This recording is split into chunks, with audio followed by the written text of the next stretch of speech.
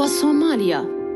دول dabeecadda hodan ku ah waa xeebaha ugu dheer caalamka oo hirarka biyuhu isku hirdiyaan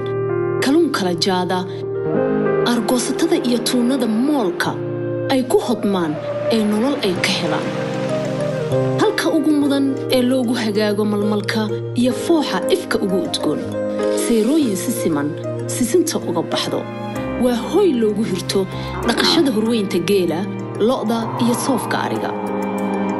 waxa lagu halmaalaa ganacsato firfircoon oo hal abuur xirfad iyo kalsooni leh kuwaas oo han sareeya hool ku kaaba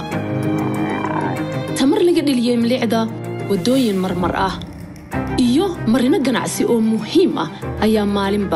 maalin isku sii madkaya Soomaaliya iyo caalamka waa bulsho adkaysi lagu amaanay oo ibtilooyinka adkaatay oo waa bulsho mustaqbalsan iyo horumar u muuqdo